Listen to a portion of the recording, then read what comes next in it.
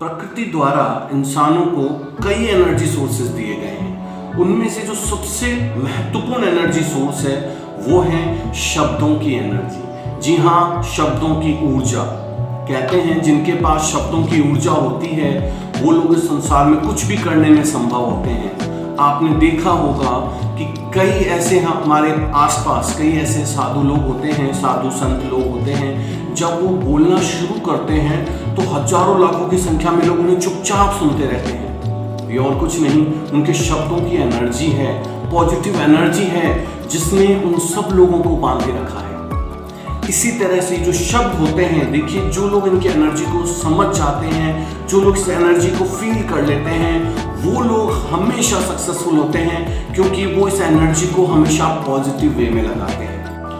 अगर आपने परशुराम जी का राम और लक्ष्मण जी के साथ जो संवाद सुना होगा, तो उससे आपको कहीं ना कहीं जो शब्दों की ऊर्जा होती है उसके बारे में बहुत कुछ समझ में आया होगा। जब लक्ष्मण जी परशुराम जी के साथ जब अपने शब्दों का नेगेटिव एनर्जी का यूज कर रहे होते हैं, जब वो उनको उकसा रहे होते हैं, उनको गुस्सा दिलाते हैं, तो लक्ष्मण जी के जो शब्द होते हैं, वो जो एनर्जी आती है, वो एनर्जी कहीं ना कहीं परशुराम जी को बहुत अंदर तक आघात पहुंचाती है, मतलब उन्हें परेशान करती है और बहुत गुस्से में आ जाते हैं। लेकिन वहीं आप भगवान श्री राम के शब्दों को सुनिए, वो उनके शब्दों में वो एनर्जी होती है कि परशुराम जी बिल्कुल शांत हो जाते हैं। और ये एनर्जी, ये जो पॉजिटिव एनर्जी है, यही भगवान श्री राम को जो उनके पास थी, उसी शब्दों की एनर्जी ने भगवान श्री राम को, आप देखेंगे कि जब भी वो बोलते थे तो हर आदमी उनको सिर्फ सुनता और सिर्फ सुनता रह जाता था। तो ये जो शब्दों की एनर्जी है, इसका उपयोग करना भी बहुत इंपॉर्टेंट है कि कहां पर किस तरह से इसका उपयोग किया जा रहा है। तो सबसे पहली चीज कि शब्दों के अंदर बहुत एनर्जी होती है। एक छोटी सी कहानी सुनाता हूं आपको बहुत कुछ समझ में आएगा और शब्दों की एनर्जी के बारे में कि कैसे इसकी ऊर्जा काम करती है। एक बार एक 40-45 साल के व्यक्ति थे, उन्हें पैरालिसिस का अटैक आया। पैरालिसिस का अटैक भी ऐसा कि गर्दन के नीचे का पूरा शरीर काम करना बंद कर दिया। हॉस्पिटल में वो सुबह शाम बस एक ही मिन्नतें करें, मुझे मार दो, मैं मर जाना चाहता हूँ, मुझे जीने की कोई इच्छा नहीं है, क्योंकि मेरा शरीर है ही नहीं, तो मैं जी के क्या करूंगा। तो वहां पर एक डॉक्टर थे, वो 1-2 दिन उन्होंने देखा उस व्यक्ति को, फिर उन्होंने सोचा यार ये तो बड़ी समस्या है, ये तो इस तरह से परेशान हो रहा है अपनी जिंदगी से। तो डॉक्टर उनके पास आए, बोले आप क्यों मर जाना चाहते हो? बोले मैं क्या करूं, ना तो मैं देख पा रहा हूँ दुनिया को कि क्या हो रहा है, ना मैं जान पा रहा हूँ दुनिया को, ना मैं यहाँ से निकल पा रहा हूँ। बोले इतनी सी समस्या है, मैं इसका आपका समाधान करता हूँ। बोले कैसे? बोले मैं सुबह शाम यहाँ आऊंगा और ये जो आपके खिड़की के बाहर का जो सुबह शाम माहौल होता है वो मैं आपको बताऊंगा, तो आप बाहर के लोगों से जुड़े हुए रहेंगे और आपको कहीं ना कहीं मजा आएगा आपकी जिंदगी में। बोले ऐसा आप करेंगे मेरे लिए? बिल्कुल करेंगे।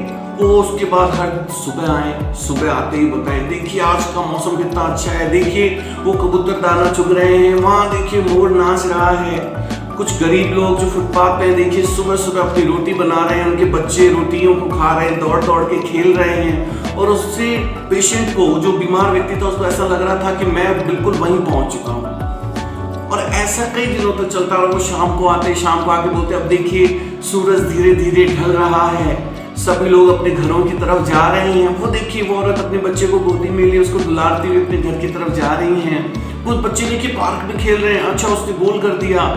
और कुछ दिनों में दोनों के अंदर ऐसा अटैचमेंट हो गया कि उस पेशेंट को वो हर आदमी का नाम याद हो गया जिसके बारे में उन्हें बता रहे थे। होते होते 15-20 दिन गुजर गए। 15-20 दिन बाद वो डॉक्टर 2-3 दिन नहीं है। अब ये पेशेंट की बहुत इच्छा हो कि मैं इस खिड़की के बाहर देखूं आखिर क्या चल रहा है। उसने वार्ड बॉय को बोला अरे मुझे बताना बाहर क्या चल रहा है। तो वार्ड बॉय बोलते थे पागल है क्या तू, पहले से पैरालिसिस ऐसा लग रहा है, पागल भी हो गया ये। वो वार्ड बॉय ऐसा बोलता हुआ चला गया। पेशेंट को समझ में आ गया कुछ नहीं करेंगे। अब उसके अंदर जो उनको जानने की जो इच्छा थी वो मतलब रुका ही नहीं जा रहा उससे। तो वो क्या करा, कोशिशें धीरे धीरे उसके हाथ पैरों में मूवमेंट शुरू हुआ। 2-3 दिन तक उसने बहुत कोशिश करी, थोड़ा मूवमेंट शुरू हुआ। तीसरे चौथे दिन होते होते वो उस पलंग से नीचे गिर गया, जो उसका बेड था वहां से नीचे गिर गया और कैसे भी रेंगता हुआ, देखिए उसकी बॉडी में मूवमेंट शुरू हो गया, रेंगता रेंगता वो उस खिड़की के पास पहुंच गया। लेकिन वहां जाके वो क्या देखता है कि बगल में तो एक दूसरा वार्ड है जहां पर पेशेंट भर्ती हैं सिर्फ। यहाँ तो कोई बाहर का माहौल नहीं है, कोई इवनिंग नहीं है, कोई मॉर्निंग नहीं है, ना सुबह है ना शाम है। उस डॉक्टर पे बहुत गुस्सा हुआ, ये डॉक्टर मुझे क्या बता रहा था।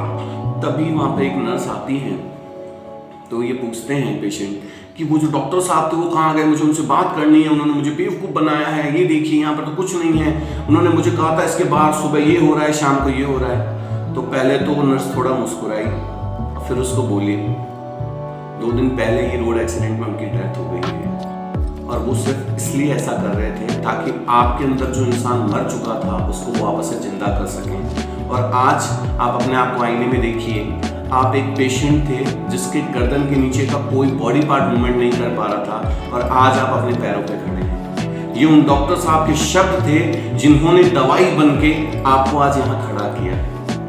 तो इस तरह से देखिए जो शब्द होते हैं, देखिए उस पैरालाइसिस आदमी को एक बेड से उठा के वहां खड़ा कर दिया, क्योंकि उन्होंने उस शब्दों को सोचे किस तरह से उस शब्दों का उपयोग किया गया होगा उस डॉक्टर के द्वारा। ऐसे ही केन्या में एक व्यक्ति था, अब ये तो पॉजिटिव बात हो गई शब्दों की, मैं नेगेटिव में आपको बताता हूँ। केन्या में एक व्यक्ति था, उसने क्या किया, उसकी जिंदगी में बहुत सारी परेशानियां चल रही थी, तो उसने लास्ट डिसाइड किया कि मैं डेथ करूँ, मैं सुसाइड करूंगा, मैं नहीं जीऊंगा। लेकिन मरने से पहले उसको इस दुनिया से इतनी नफरत हो गई थी, उसने कहा कि मैं कम से कम जितने लोग होंगे मैं उनको अपने साथ लेके ही मरूंगा। तो अलग अलग जगह जाकर के एडवर्टाइज करने लग गया, मतलब खुद को लोगों को नेगेटिव करने लग गया कि जिंदगी में कुछ नहीं धरा है। मतलब जिंदगी से लोगों को दूर करने के लिए वो ऐसे ऐसे शब्दों का उपयोग करने लग गया कि आप विश्वास नहीं करेंगे, उस अकेले व्यक्ति ने 2000 से ज्यादा लोगों को मौत के लिए उकसाया, और वो लोग मारे भी गए, उन लोगों ने सुसाइड अटेम्प्ट कर लिया। ये शब्दों की नेगेटिव एनर्जी थी जिसका उपयोग उस व्यक्ति ने लोगों को खत्म करने के लिए किया। तो इसीलिए शब्दों में बहुत ताकत है। आपके जो शब्द हैं वो आपकी मानसिकता को दिखाते हैं, आपके दिमाग की उपज होते हैं। अगर आप इनका सही से उपयोग करेंगे तो यकीन मानिए आपको कोई नहीं रोक सकता। अगर इसका आप गलत उपयोग करेंगे तो ये भी समझ लीजिए कि इनसे आपके दिमाग की एक तरह से खुराक है, और जब हम दिमाग को गलत खुराक देंगे तो दिमाग हमारा हमेशा गलत डिसीजन लेगा, गलत दिशा में जाएगा। इसीलिए अपने शब्दों की एनर्जी को समझिए, अपने शब्दों के भाव को समझिए। जब आप किसी से बात कर रहे हैं वहां पर आपकी फीलिंग, आपके अंदर की जो फीलिंग है वो आपके शब्दों के थ्रू ही आगे जाती है। तो आपकी कोशिश ऐसी रहनी चाहिए कि वो शब्दों में इतनी ताकत हो कि सामने वाला उससे इंप्रेस्ड हो, उसके ऊपर उसका प्रभाव पड़े, वो भी पॉजिटिव, ना कि नेगेटिव इफेक्ट पड़े उस पर। तो इसीलिए शब्दों की एनर्जी को आप लोग समझें और उसका ज्यादा से ज्यादा उपयोग करें। अगर वीडियो अच्छी लगी हो, नो डाउट, तो अपने इस वीडियो को ज्यादा से ज्यादा लाइक करें, सब्सक्राइब करें। ऐसे ही नए नए मोटिवेशनल वीडियोस के साथ मैं आपसे मिलता रहूंगा। Thank you so much.